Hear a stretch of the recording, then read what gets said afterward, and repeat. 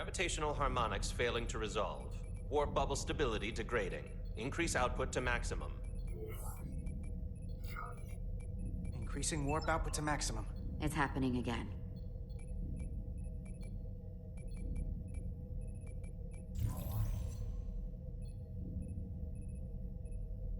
It is evident that presently, the Resolute cannot achieve warp propulsion. Since our diagnostics rule out any problems with our warp systems or anything about the ship, the problem appears to be the fabric of space itself. Space itself? You're saying something about this region of space prevents warp travel? Prevents it, or can't sustain it. However improbable, that appears to be the case. We need to know more. Otherwise, it'll be an extended stay in the Hotari system. The storm didn't stop us from leaving space dock and traveling here. But could it still be causing this interference with warp travel? We must follow sound investigatory principles. Do not let an assumed conclusion drive your analysis. Sometimes we need a little inspired thinking, Mr. Chovak. Captain Solano is on his way back from the negotiations, and I want to have some answers for him when he gets here. Indeed. Given the facts at hand, we may be able to deploy subspace probes around the ship to construct a clearer picture of the phenomenon. Around the ship. I'll prep a shuttle.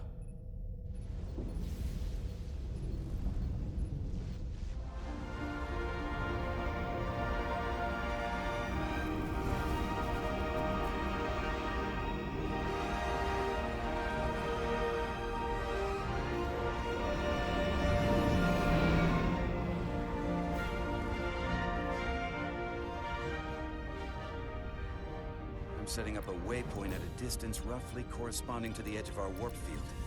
When we get there, I'll deploy the first probe.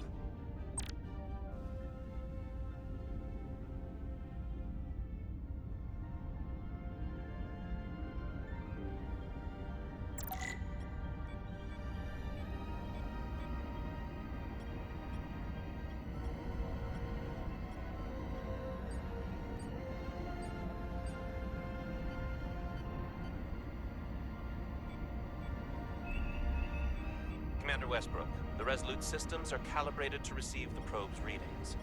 We are standing by to reproduce the warp field collapse after the first probe is deployed. Thank you, Mr. Chovak. We'll be in position shortly. And, Mr. Diaz, do take care in piloting the shuttlecraft. Now is not the time to indulge in the human penchant for joyriding. Chovak probably isn't such a fun guy to work for, huh?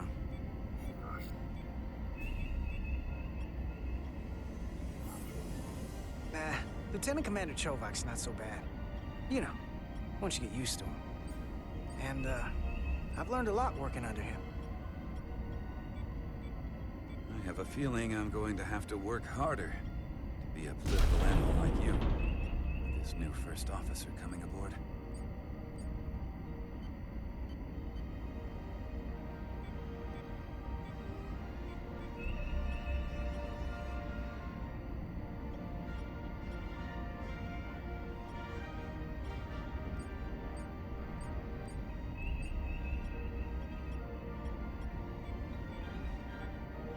This is far enough.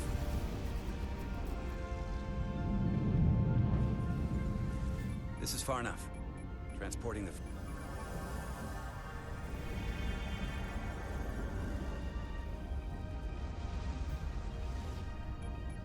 Westbrook here. The first probe is deployed. Understood. We are reading it. We are about to replay the simulation.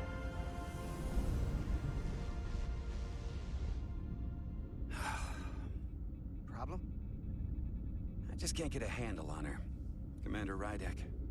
She rejected my plan to use a deflector pulse against the storm surge. But on the other, she did listen to my advice and use the whole polarity trick to get you through that excursion alive. I'm not saying there's anything wrong with the new XO. I'm sure she's a fine officer, even if we don't see eye to eye. But she didn't go through what the rest of us did. You know that. And it's hard to figure out why she'd be the one Solano chose instead of, well, one of us. I've heard some good things. You should at least give her a chance. I'll take that under advisement. Test is running. Warp field collapse in 3, 2, 1, mark.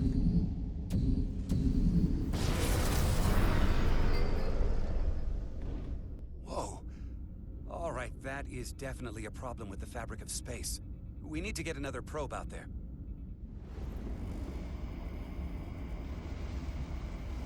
With 2 points of data, the Resolute and the probe, we've managed to get an interference pattern. I'm setting a waypoint to a particularly strong area of interference. We'll deploy the second probe there.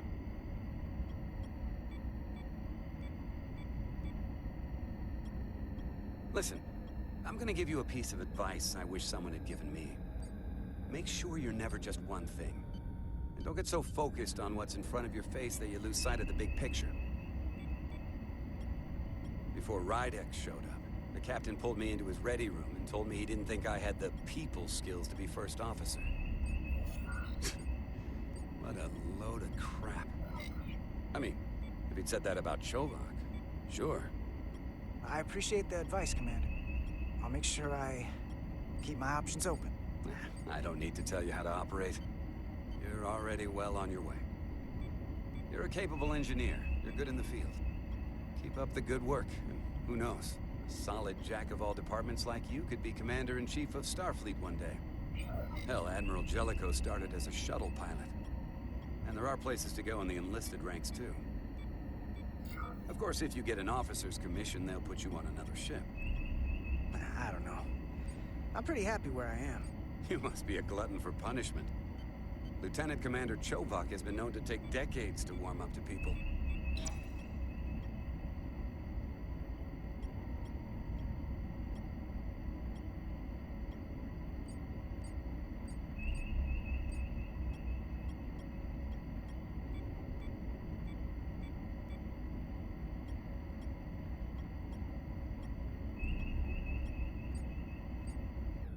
Here. This is close enough. Stop the engines. Deploying the probe. Westbrook to Commander Chovak. We're ready for another sampling of data. Very good. Running the simulation again. Warp field collapse in 3, 2, 1. Launch. There it is again. I saw it. It seems to be directional. Well, what about the scans? Anything?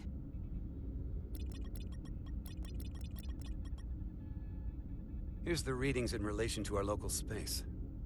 We've got the Resolute, Otari Prime, and the probes. All this interference is overloading the sensor buffers. We're gonna have to triangulate the sensors manually.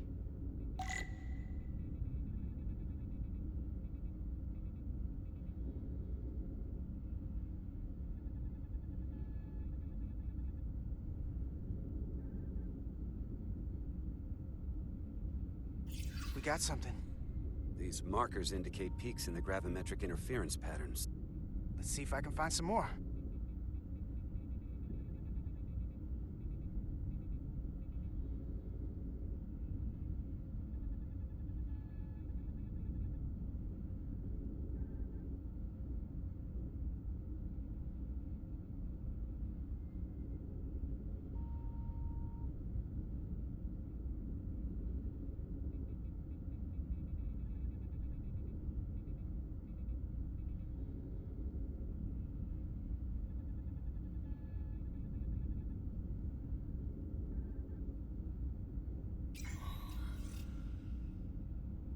Hold up. This is coming from the moon. A beam that blocks warp travel. Aimed right at us. Someone is doing this intentionally. I don't know how they're doing it. This is like nothing I've ever seen. Why would they be doing this? We came here to help these people. And now we're getting hit by some warp-killing weapon? Now, look here. It's current readings of the ion storm. These concentrations, they line up with the interference pattern. The storm and this beam, they're coming from the same place. Carter, whatever petty local conflict brought us here, it's just a small part of something much bigger.